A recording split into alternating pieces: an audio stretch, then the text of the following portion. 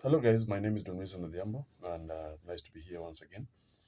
First of all, I'm here to talk about subjects and how you relate with your subjects and how I actually understand my subjects or what I actually do before I approach my subjects. First of all, a subject is what's in a photograph. You see, a subject can be a topic, a focus, or an image. The most common subjects of photography include like people, arrangements, buildings, and the natural world. You see, including abstractions, which is mostly found in conceptual photography.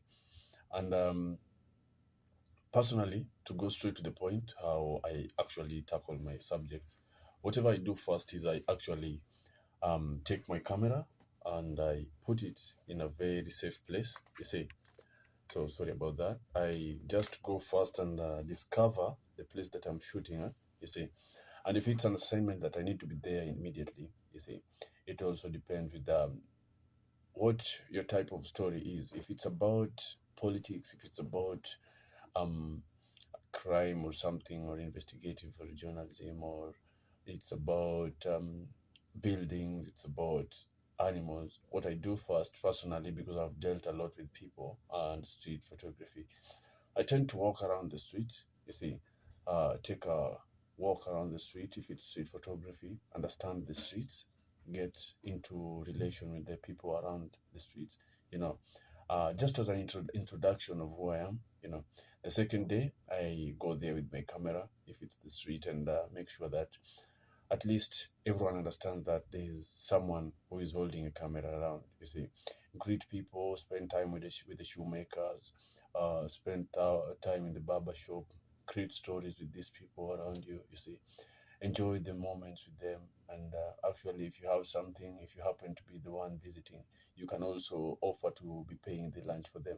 You see, and then you find that slowly but slowly now you're getting into you're creating a relationship, creating a bond between you and the subjects around the streets. Like the carpenter will remember you, the shoemaker will remember you, the barber shop, all these guys will remember you. You see, if it's about politics, what I do mostly is I try to be more on the protesters side, because this is one of the craziest side that um, not many people like, you see, and many people are actually escaping from this side. So if it's about protest and you guys are having the police on the other side, of course your safety is more uh, controlled when you're on the police side. But then I always feel like it's more of an advantage when I try and create this bond between me and the protesters, because all the action that is happening is actually taking place on the protesters' side. These guys are throwing stones, they're burning barricades, they're blocking the roads and everything. You see, so this is actually something that I try to do before I get to photograph my subjects. A subject, like, I just need to get control of them. You just make sure you get control of them, and you make sure that you know a number of them, in that if something happens, you always know that there's always one to back you up. You see, if it's someone is tear gassed, you make sure that, hey, you are the first one on the front line to help them. Give them some water, give them some drinking water if you have. You know, because many of us tend to like avoid all these people. Many of us tend to avoid the bad side. You see, many of us tend to avoid all these protesters. Yeah, it's a bunch of people who are really crazy. It's a group of people who are really messed up sometimes, dragged out, and it's really hard to control them. It's really hard to be with them and just run away with them when the police are running after them. So it's always nice to divide your time, like that time division. Spend more time with your subjects, knowing them before you photograph them. Like, you get there early. You see, time is always the key. You get there early, you start your preparation earlier. You make sure that before everything starts, you're on ground. You create, if it's women, if it's you're photographing by the lake, you make sure walk around the lake with your camera. You see, walk around these fishermen's, like, try to create that bond before you put your camera in front of someone's face, because you don't know what might happen next. These guys don't know you. You just take your camera out and start to photograph them. Someone doesn't know you. You have to put them in your you have to put yourself in their shoe. Like, if I come, um, if someone comes to photograph me as the photographer for the first time, you see, and I don't know them. I've never been photographed. I don't like being photographed. So why are you forcing yourself to photograph me? I don't want to be photographed. So then it's better to, like, it's one of the best ideas to that I always start to create this bond and make sure that I really build a tight relationship with these people before I photograph them. Walk around your environment. If it's a building you're photographing, understand where the sun is rising from and then where the sun sets from. Understand the building, where are the mirrors, where are the reflections and everything. Like, where is the light reflecting? People walking around the building? There are traffic police around the building? Is there any action that happens around the building? Women dressed nicely walking around the building. Like, you must make this thing attractive. You know, this is what we call communicating with your subjects, identifying your subjects, and just trusting yourself when you're around your subjects. Like, you have to be there on time. You have to create this bond. Walk around. Build that friendship. Pay for lunch if it's worth it. Pay for transport if it's worth it. Like, um, one thing that I tend to avoid the most is people touching my camera because I don't like it. I don't know, I just don't want someone to touch my camera. So this is why it's also better to build that friendship.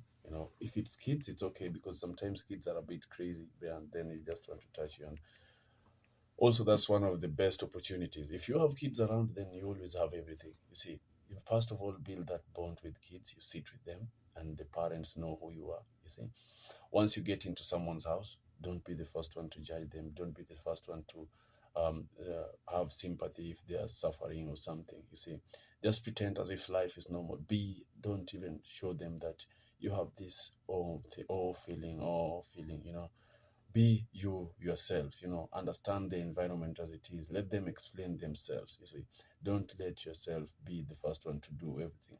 Let these people do everything first and let them take the first action. If it's welcoming you for breakfast, yeah, take that opportunity. You see, it gives you more opportunity of knowing what to photograph. Ask questions. You see, I always ask questions. That's why I'm saying I'm not more successful as a photographer, but I know what I'm doing on ground. Like, working by myself has made me learn a lot to be able to manage myself in any kind of situation. You know, um, if it's about religion, most religious people, mostly in Africa and mostly in Kenya, and mostly the Luos who are from these old traditional churches don't like being photographed. Any traditional church person don't like being photographed.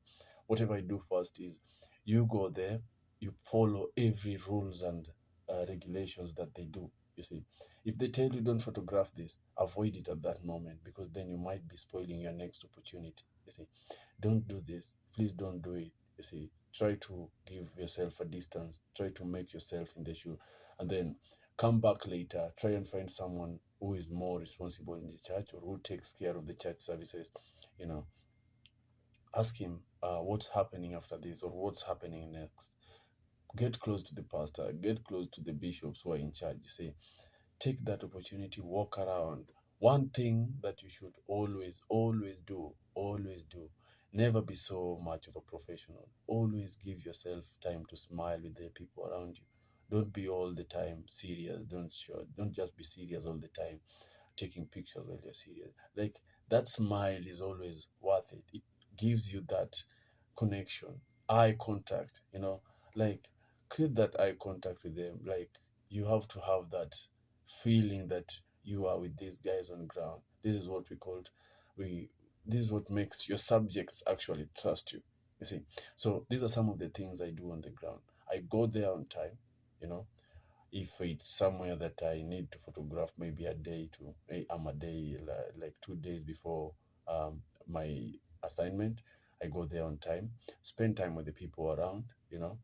I'm not judgmental. Don't be judgmental. Don't be poor. Don't be rich. Don't pretend as if you're poor. Don't pretend as if you're rich. Just be you. I'm always not giving my religious background. That's for sure, because I don't know who the next person or the next person is. You might be speaking about gospel, yet the person next to you is a Muslim. You might be speaking about Christianity. You must be speaking about Muslim. Then the next person who is next to you is a Christian. So avoid such kind of things and consider the little that I've told you. The next, make sure